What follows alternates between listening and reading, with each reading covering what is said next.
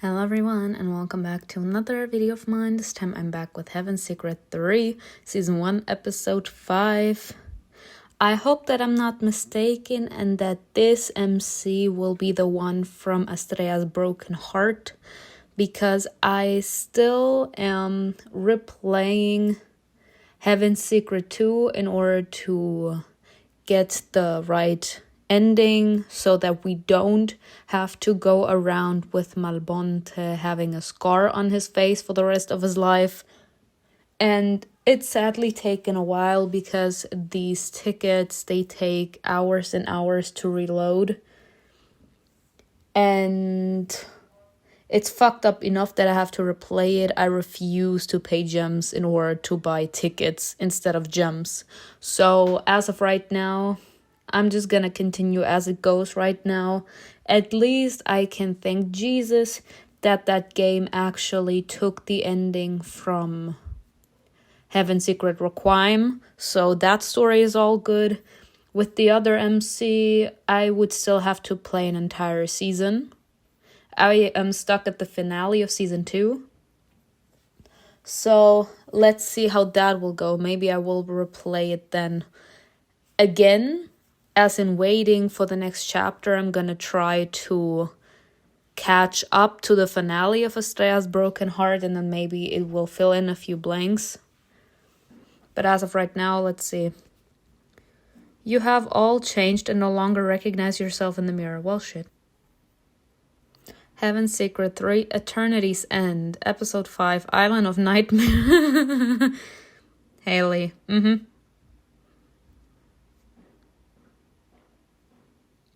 MIKAEL stood in the middle of the room, vaguely reminding me of the past. Reflected in the walls, so motionless and collected, he looked like an ice sculpture. Truth be told, I'm a little confused, because the last time we went here, Malik told us that we had to return to Siphamalum. Now, how in the hell is it possible that we start the episode still being there with MIKAEL? Oh well. Fine. Gorgeous. If a plague comes, that island was off limits to us. Only mortals with the gift of controlling dreams were allowed here. And she can control dreams? Cassio, truth be told, he was a fine-ass man. He is a fine-ass man. But considering who he is and all the story with him, I chose that it's best if we're just besties. But come on now, look at his face. He's gorgeous. Why was it closed off? Cassiel kept to himself, sitting gloomily at the very end of the table. Me. They've imposed a ban. Even back then, he knew the dreams of mortals were a powerful weapon that could plant any idea in their minds. Plague used the locals for her own purposes. That's why not many survived. Maybe 50 or so. 50 from what? Seeing David with wings is something else. But they enter mortal dreams for her. David was sitting in I regret nothing, okay? David was sitting at the table, his fingers interlocked. Too stiff, too serious. The usual ease in his movements was gone. Yes, so that plague could feed under the spare day and night. Wow. You need to make the locals swear allegiance to Siphamalum and brand them. From now on, the god of darkness would be giving us tasks in addition to those he was already giving me, and the realization that I would no longer be alone brought me a semblance of relief. What about those who refuse? Kill them. Wow. Silence fell over the hall. Everyone's uneasy stare was fixed on me. The quiet reminded me of a time when the immortals were hiding their essence from me, trying to protect my mind. How are you going to protect me now? She's like, bitch, how about now? You see the kind of fucked up situation we're all in? My own bitterness made me nauseous. What is with Summonus? Did Summonus live on that island? I was grateful to the Archangel for answering me in an even calm voice. without singling me out or showing any special treatment. He did and still does, as far as we know. He's the most powerful representative of that place. His ancestor was the first to discover that gift in himself right after Siphamelon created humans. He also founded a closed society on a remote island and named it after himself, Sumner's Island. No, but that means that these bitches are ancient. Like, literally ancient. Are they even older than Malbonte? The name, along with his special power, was passed down to his descendants. Is it only his descendants that lived there? No, Somnus is his only descendant. The immortals who have awakened this gift are gathered from all over. Usually when they're still children, they're either brought from their families or taken by force. Wow, that was quite in character for our former superiors. Clearly cruelty and ruthlessness were instilled in every newcomer to the island from the first day there. If I remember the way they were bitching at us, I remembered the rich taste of blood pouring from my throat onto the damp soil of the garden. I remembered my paralyzed body and the horror of my death throes. Looking into his eyes after everything that happened will certainly be interesting. If there are no questions, you can go. Felonia was the first to rise from her seat. Eep! She left the hall without saying a word. How does she feel serving again? And what made her lose her freedom this time? She's supposed to get... Y'all, just like Cain and Abel, okay? I mean, Abel, that's karma on his finest, but my poor man, Cain, still being forced into serving another person when everything he wanted was just freedom. His brother dragged him back down. What does she do again in order to end up in a shitty place herself? Cassiel and David followed her, leaving me alone with the Archangel. Someone will ready a sea dragon for you. Wait a minute. Although Siphamelon breathed darkness into my heart to make it beat again, I didn't become a demon. And he didn't give me wings. I did my work on Earth among people. A button would help me get to where I was supposed to be. It was the first time I had to go on a mission without him. Can we just keep the name Malik? Because that name is actually very difficult for me to pronounce. Okay. I could feel Michael's penetrating gaze. It was getting under my skin. Bitch, if you want to talk. A minute of waiting could become unbearable. But as soon as I looked up at him, he started talking again. Forgive me. Forgive him? I was about to say, for what? Forgive you for what? For leaving me alone with Siphamelon? The icy cold in his eyes was still there. Michael took a few steps toward me, but stopped at arm's length. For not saving you and for not being able to live without you. The way that they're portraying this, it feels like Michael, or more like a lover, no matter who it is, they couldn't live without us, so they were so desperate that they actually pleaded with Siphamelon in order to bring us back to life. And that didn't only take his freedom, but also ours. He just couldn't live without us, so he asked that bitch to bring us back to life, but he didn't really save us. He kind of condemned us, because now we kind of belong to Siphamelon.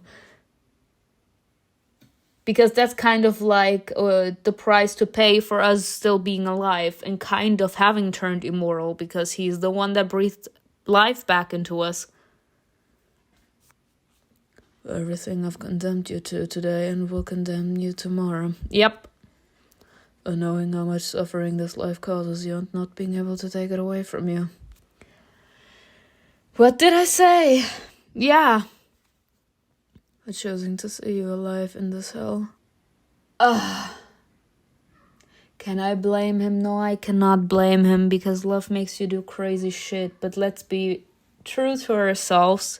A life like this, where we're literally not capable to be with the man we love, this is not a life that was worth it, you know? Like, if we would have to pay a price, like us being condemned to give him our services, but at the other time, after we're done with services and everything, that we get to go back to our life, kind of like after we're done with the job for the day, and we can be with our man, it would have been something else, because it's kind of like balanced out. I gave you life, so you serve me, but at the end of the day, when I gave you one task and you finished it for today, you are done for the day, and you can go back to your ordinary life until I call you again the next day, But in this condemned life, we are condemned to be with Sifa Malam literally 24/7. There is no way out for us. And this man is also condemned to serve Sifa Malam. Where is the positive thing that came out of this? And again, desperate times call for desperate measures. But he should have thought about it a little more. And I feel bad because the way that he's saying it, he's saying, even if I would have known that this is what your life would have been like, I still would have chosen to have you be alive, because at least I know you're alive. Whether you're alive and well, that's something else. All his words could be reduced to one phrase. He's asking me to forgive him for loving me. What did I fucking say? This literally, love can make you do crazy shit. And this is literally what his words were saying. I'm sorry for loving you that much that I would have preferred to see you break while you are still alive, instead of knowing that you are dead. Like, I'm fine with you being alive yet suffering rather than you being dead and at peace, because I'm not at peace. So if I have to suffer, you can suffer with me. This is the kind of toxic love that I used to talk about.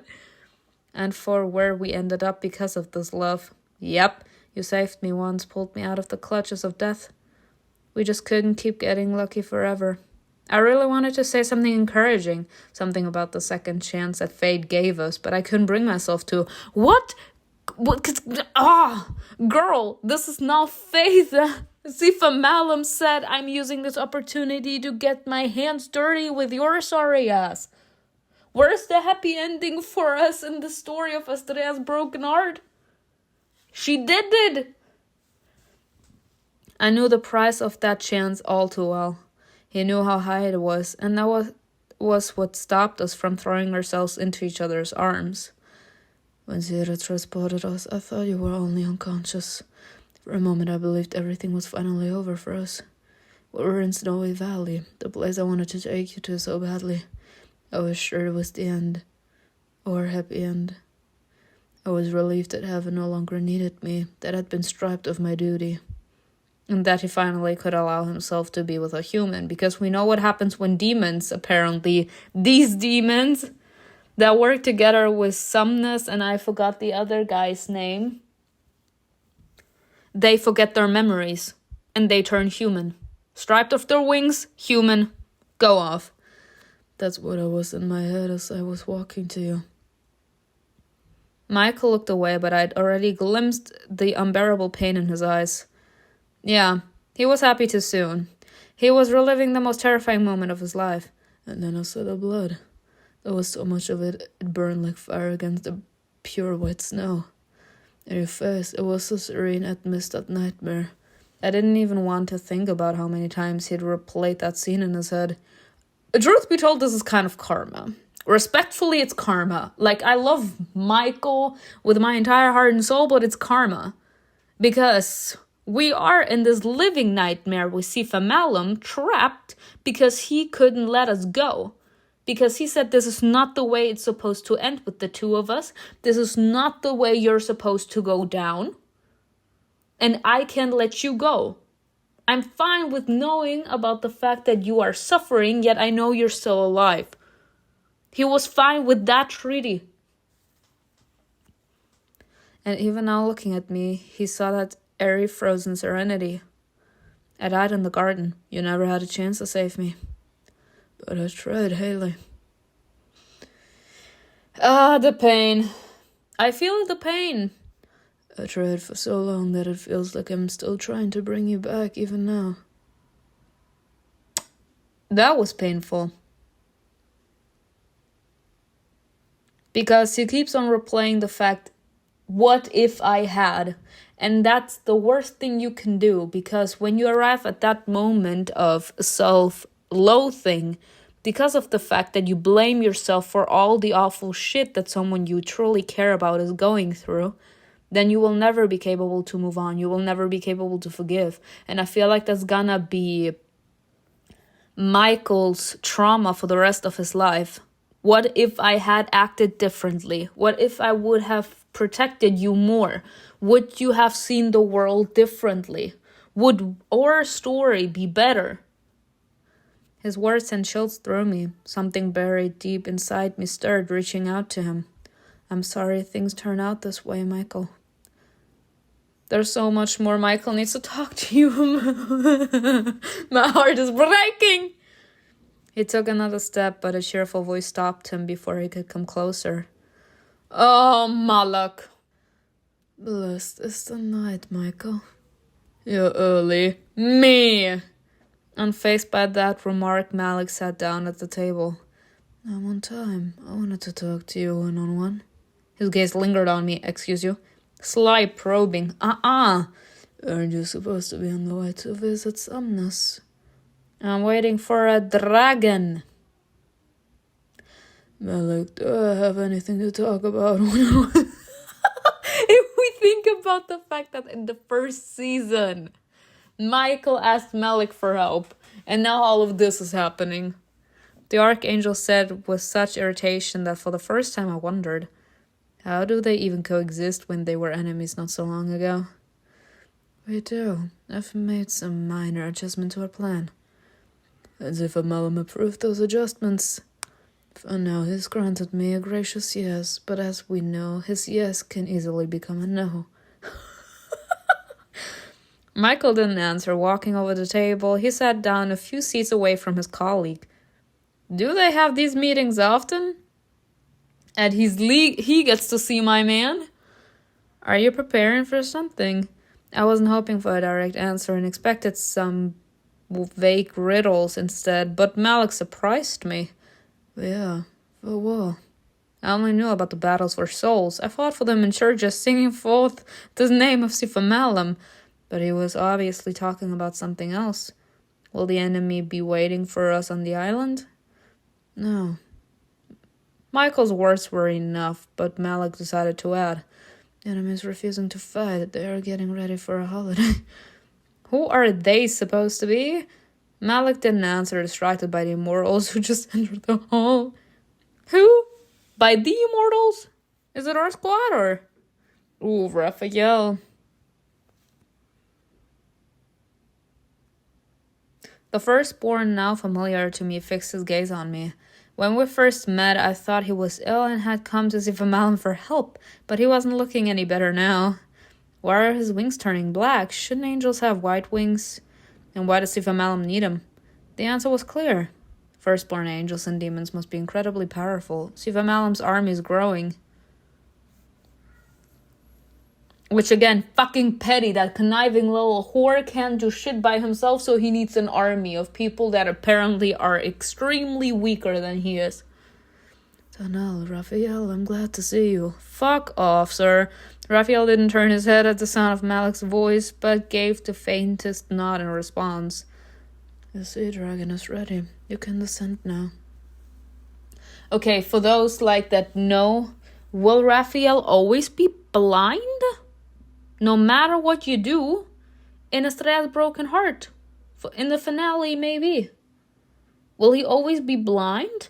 Or depending on if you have high strength or adaptability, whatever, you will be capable to avoid him getting blind. The angel's voice sounded lifeless, reminding me of my parishioners. It made me unconsciously touch his arm. Thank you. He opened his mouth to reply, but instead, a cough burst out of him, so harsh and rasping it made him double over. What's wrong with him? No, bring him some water.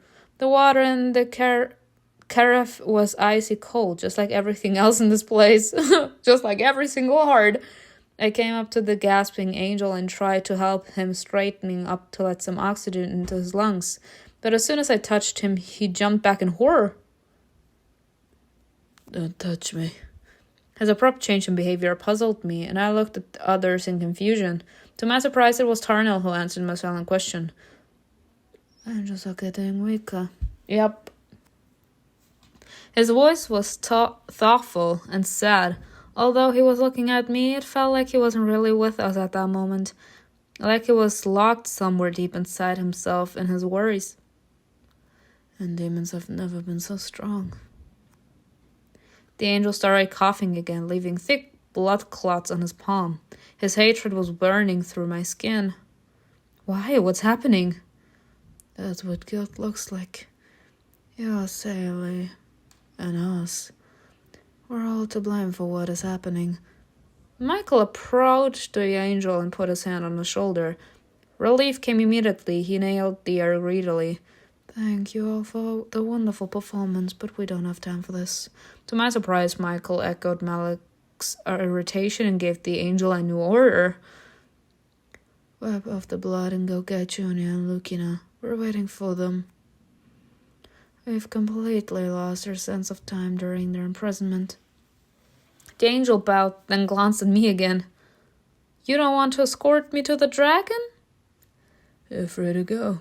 The hatred on the angel's face was replaced by despair. Raphael came to his aid.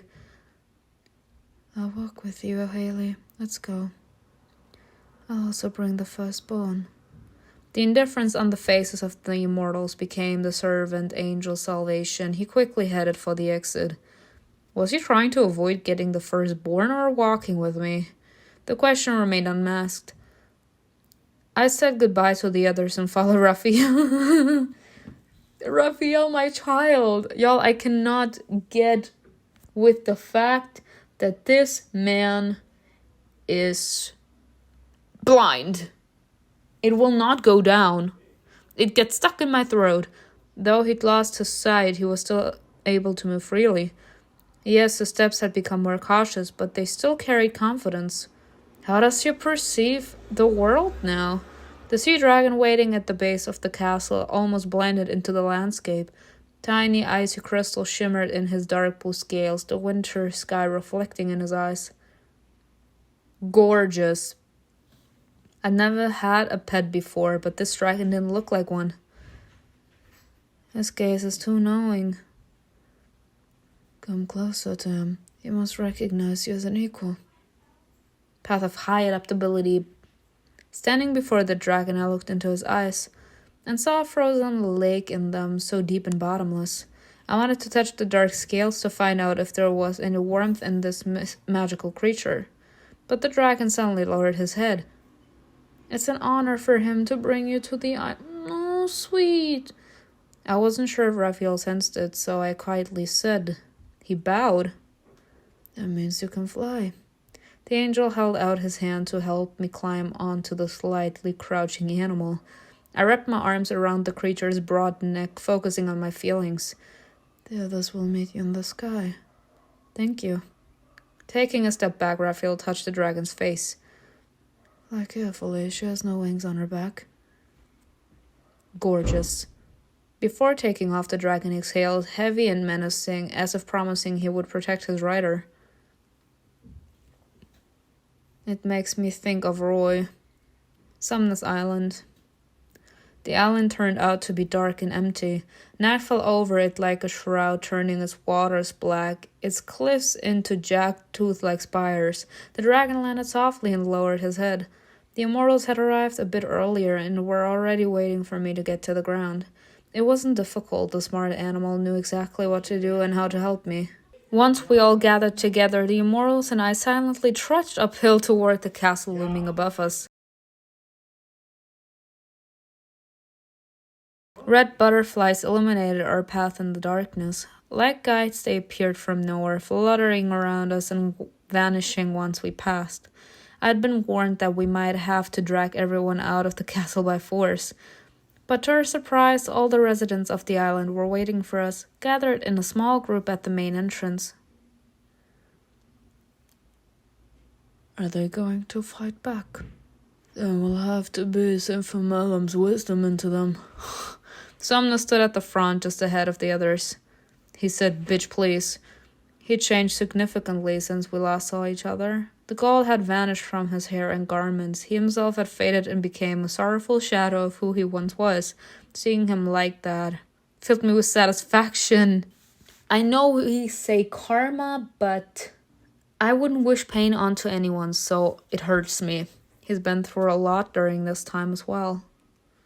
Besides, us being tortured mentally every single fucking day, it does something with us and it opens us up to sensitivity. That you crawl out to surrender, as you can see. Noticing me, Sumner smiled. Hello, Haley. Evening. Her smile felt forced and ill-fitting. The audacity of this bitch. I knew he wasn't enjoying himself. I didn't want to play along and talk about our past disagreements. I knew better than anyone would have aided him. Sifa Malum would grant him many magical moments, and those moments would feel like an eternity. Still, I was curious if Somnus liked what his choices had led to. I will ask. Karma's a bitch. I should have known better. If I had a wish, I would have never after. I'm so fucking sorry, y'all. Alright then. Did my death help you? We're so bitchy and I love it. Somnus answered calmly as if he'd been waiting for his question for a long time. As if he'd gone over the answer 100 times and said, truth be told, they did want to murder us, like literally in season 1 already. First, they wanted to lock us up, and when they realized our connection to the demon that is following us around and wanted to kill Raphael, they said, kill. Kill. We were always a thorn in their side. It was your death that led everyone into darkness.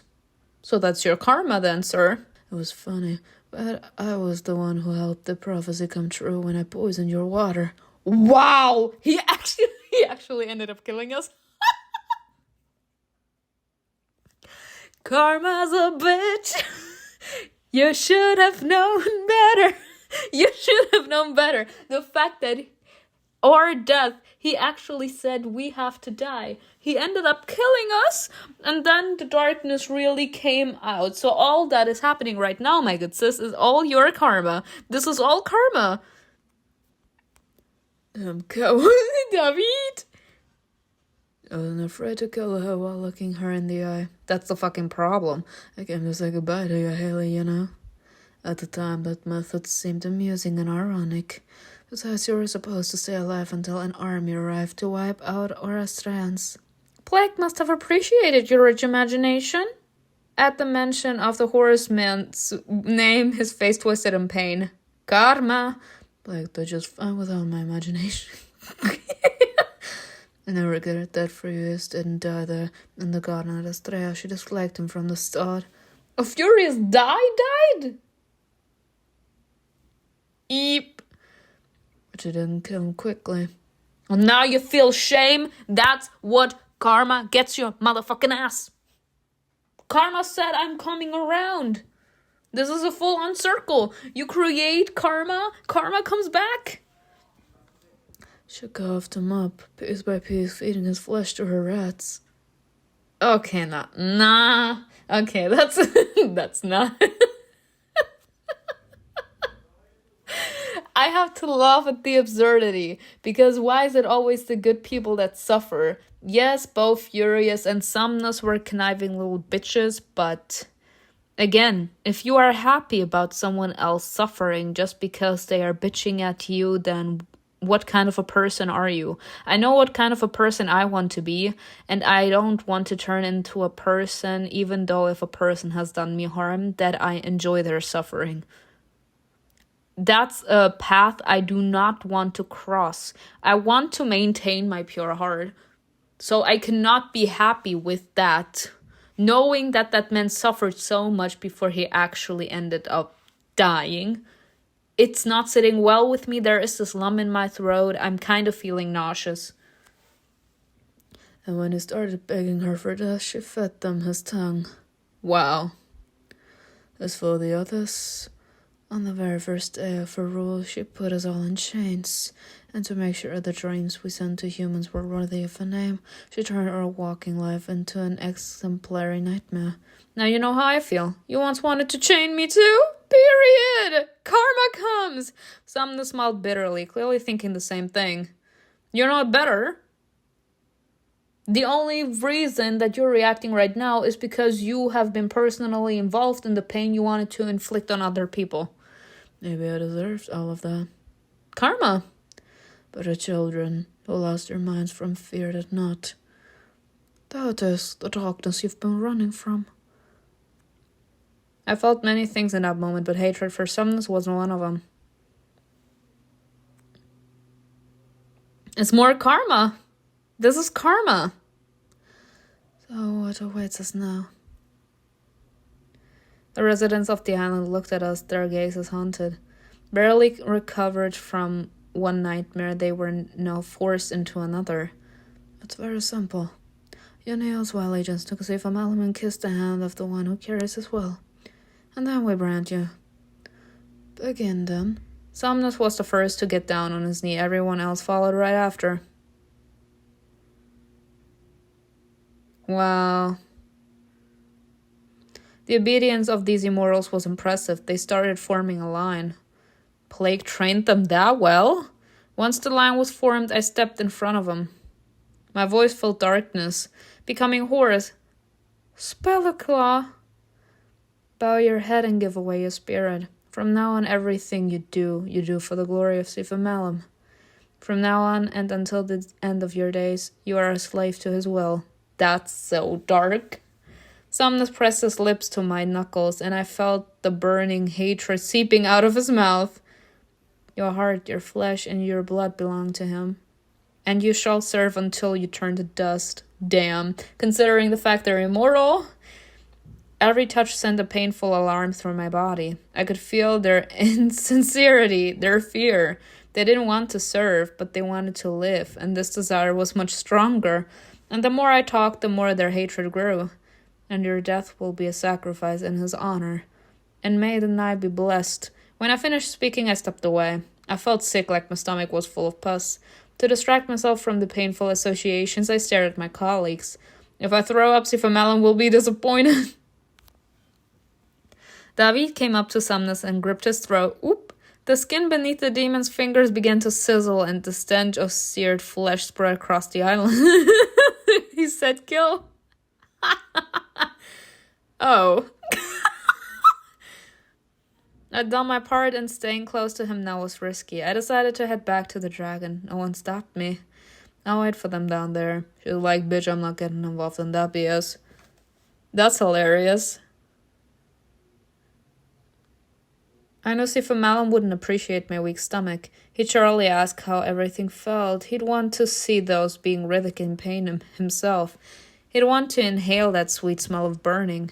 He'll be unsatisfied, and because he won't get to see the fear in their eyes, I'll have to pay with my own. A familiar feeling swirled near my heart, so quiet, so constricted, it hardly felt like it was mine. I turned at its call and saw a small group moving toward the cliff. Noticing me, they froze, and the horror became almost tangible. Are they fleeing in the island? Once I saw them, I couldn't just let them go. Sifa Malam will ask who they were and why I let them escape. But once I descended, I realized none of them were the immortals whose flesh had been burned at the castle. They were children and women. An immortal man was leading them because they couldn't leave the island on their own. I'm sick. Don't come near us. Let us go. Almost all of them had their wings ripped out, and there was pure madness in their eyes. Half of them clearly don't understand what's going on. Plague ravaged their minds, of course. Howling in horror like animals, the children grabbed onto the women's skirts. Oh my god. They can't help you. They're afraid of their own shadows. There are no warriors. Obviously, bud. They need help themselves. Serve Sifa Malam and he will help your children. Perhaps mistaking me for Plague, who they now saw everywhere they went, the immortals lost the remnants of their sanity. sorry, it's the way that they're portraying this.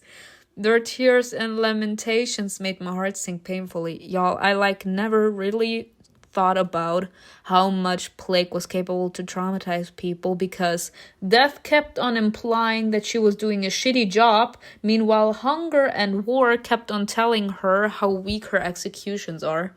So actually seeing what they consider as weak still caused inside of some people, it's wow. Kill them if you must, but don't torture them. Hearing that was unbearable. I knew I'd regret my actions soon, but I couldn't help it. Taking a deep breath, I shouted at the top of my voice, "Then run. Run as fast as you can." For some reason, the angel took my words as a threat. Maybe he thought I was playing with them, or maybe the part of Sifamalam in me flared in my eyes at just the wrong moment. Either way, fear gripped the already broken fugitives, and even their self-proclaimed hero was looking at me in terror. And that terror pushed him into desperate action. Stretching out his arm, he was about to fire a burst of power at me. Alright, okay. I understood them well, those hounded immortals. Like me, they had no bright future. Tomorrow promised nothing but more pain. Take the children to the sea dragons. I'll hold their back. I didn't want to fight them, especially not over children whom I didn't personally need. Lately, there was so little I truly needed. Just peace and quiet. There was a cliff behind me, but I didn't move away from the edge. Holding my arms on my chest, I looked my opponent in the eyes. Well, go ahead. If I lied and that's it, then something invisible pushed me into the chest. What? And we fall. I'm sorry. And we fall. At first, I felt relief, long-awaited relief. Closing my eyes, I thought that nothing else would ever torment me. Free fall became my own freedom. And then my eyes snapped open. You're a servant of Sifamalam. He won't let you die. A burning hatred rose up inside me, so bright, blinding. Pain shot through my body as if I'd been turned inside out. Path of mercy. They can't escape anyway. Sifamalam can reach anyone. Death is much more merciful, so why are they running from it? So many feelings, they multiplied inside me as if trying to tear me apart. At this point, we're filled with fucking darkness. I didn't resist them. They filled me like life-giving dew. That hatred seized me, hurled me upward. You don't resist the darkness, it fills you. At this point, we have no one left, bitches. Should I feel scared of the darkness now? It burst out of me in an unstrained flow and took over my mind. I wanted to scream and hear everyone around me scream in chorus. God, the pain. The current lifted me to the ground and higher still. It raised me above the immortals, above their horrified faces. I told you to run. And since you didn't, this is what's gonna fucking come your ass. Oh, yes, at this point, karma. Yes. It was disobedience that brought these immortals here. I hated all of them. I gave them a chance and they dared to waste it. And they dared to push you off a cliff, bitch! I hated them so much that the feelings came out of me in a scream. And even when I lost my voice, I could still hear it. Full of despair, that cry echoed across the land, as if it came from the island itself. Only when the haze fell from my eyes did I realize that it was the immortal screaming beneath me.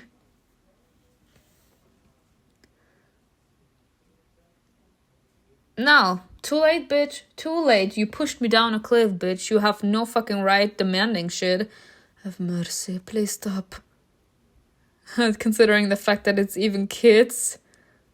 Woohoo. The refugees held out their arms to me, begging for mercy and writhing in pain. Considering the fact that our MC now from Estrella's broken heart looks like our MC from Heaven's Secret Requiem, I became another living nightmare for them, and I didn't know how to stop it. Well, what can I tell you, bitches? Sifamalam will be pleased. He will be fine.